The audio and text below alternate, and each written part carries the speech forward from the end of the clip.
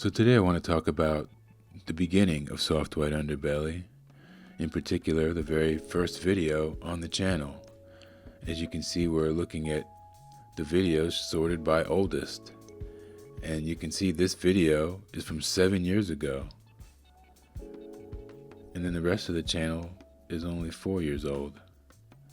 So when we look at this video, we're going to have a deeper insight into Mark Laita's fascination with pimping and his desire to be a pimp. Bishop Magic Don Juan is not just any pimp, he's the most famous pimp. And he's a movie star with an IMDb a mile long. He's been in huge movies like Old School, Mad TV, and many others.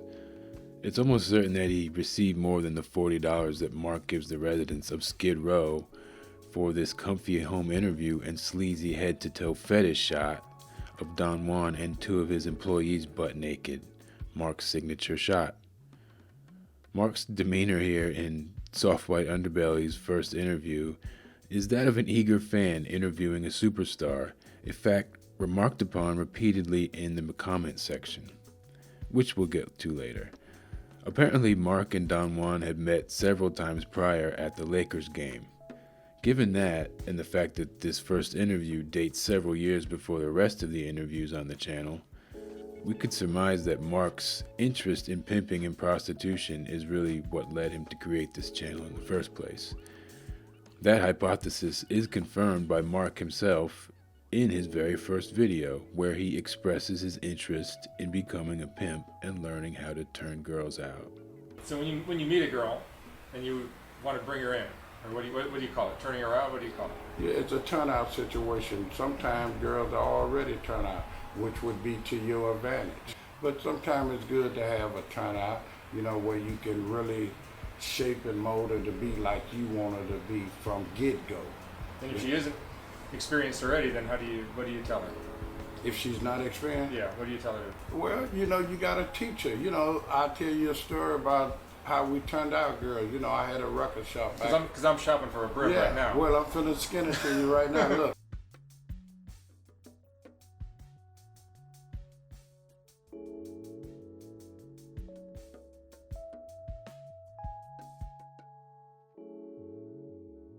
It actually gets much worse from here, as Magic Don Juan explains in detail to his eager student how to pimp a woman.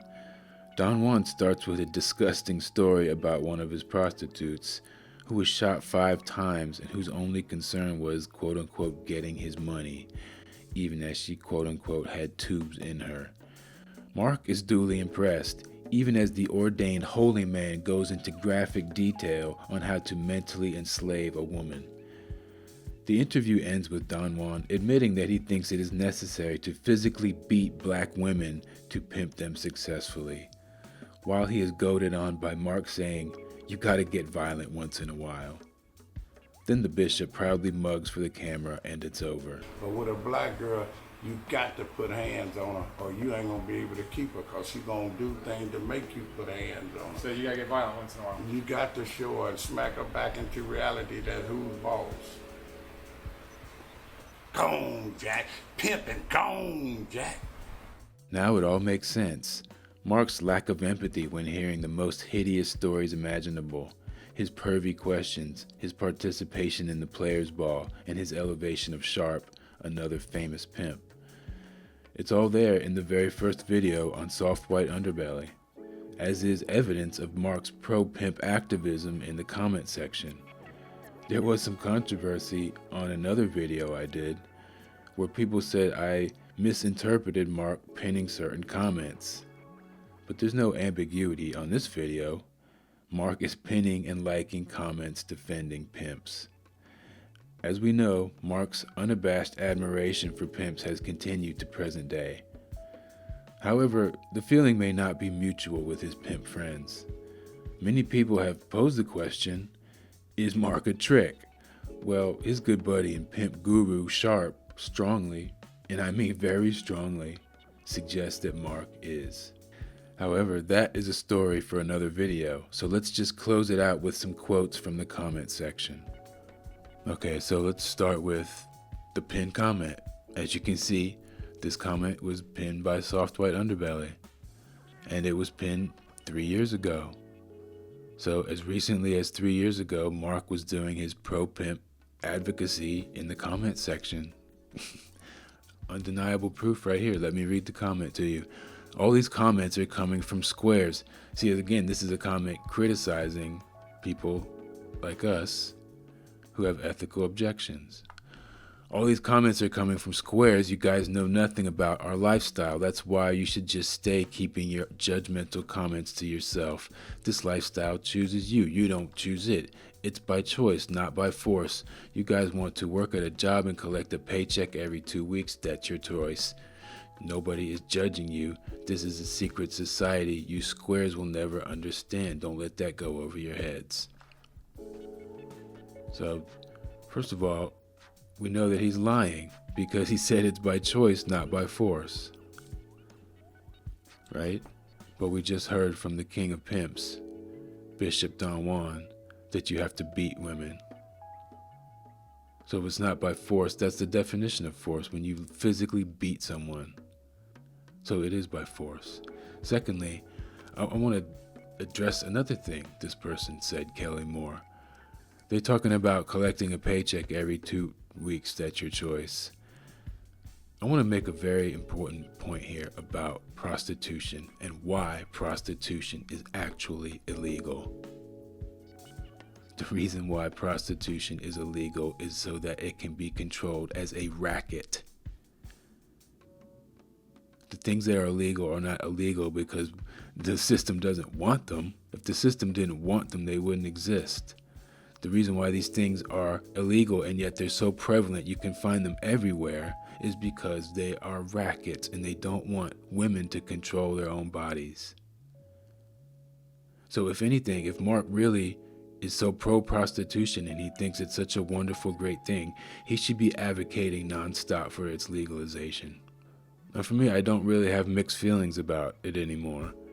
I think with all the other sick, evil things going on in this world, prostitution should be legalized tomorrow. Women should be able to profit from their own bodies instead of having to give all their money to pimps. And if they want to prostitute themselves and make a business out of it, they should be protected by the fucking police like every other businessman or woman. See, that's why it's illegal, because they don't want that. They want prostitution, but they don't want women to profit and control it. And the reason for that is because, well, just look at the history of the past 5,000 years. Go watch my playlist on the war on women if you want to know why. So I hope you can understand why I'm taking that position, because one is a practical perspective and the other is an ethical perspective, right? From an ethical perspective, prostitution is wrong because it's harmful to do that to yourself, to have to sell your body, right? However, it's more wrong to have to sell your body and give the money to a man. When other people are allowed to profit from using their bodies, a man is allowed to basically sell his body on a construction site, beat his joints to death. So again, it's about fairness. So that's one of the reasons why I would never say that prostitution is empowering, because there is this aspect. There's always a pimp. There's always a pimp. They won't let women profit from their bodies. So I hope that was clear. Prostitution is bad because it's harmful to your body and your spirit. But on the other hand, it should be legalized because women should be allowed to at least profit from destroying themselves rather than have to give the money to a pimp. So I hope that sums up my position on prostitution. Let's go through some of the other comments.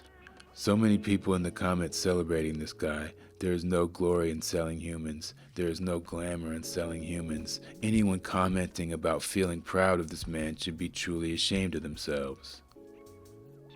Right? See, Mark will never pin that type of comment. That's the type of comment that Mark wants to respond to with these type of comments that he pins, which is exactly the point that I made in my other video. I really want to watch all the videos from this channel, Mark, and I love your work, and I strongly believe that what you do is a public service. So there's a fan. The dynamic of this interview definitely changed from him joking around and seeming like a cool, influential, and iconic figure to the dirty logistics of how he has to use violence on the girls to show them who's boss. The pomp and flamboyancy is peeled back to reveal a much darker character than previously thought. And the same could be said about Mark himself. He brags about never doing or selling drugs like selling humans is better. Give him a high five while you're at it, Mark. I mean, that is the tone of the interview. It's a big old high five for Mark. So that is the comment of the day. And we'll end it there. Oh wait, one more. Another thing Bishop always skip over is the fact that he was a curbside tap dancer for money and candy before his pimping career. And so on that note, I'm actually gonna let somebody else have the final word on this topic. I know everybody talking about Little Boone the pimp. Even my girlfriend was like, oh, I hear you pimping. You gotta stay. I ain't doing nothing. You know what I believe pimps do? That's all pimps do. They sell girl and they'll sell themselves. And there you have it. It's the Great Plague.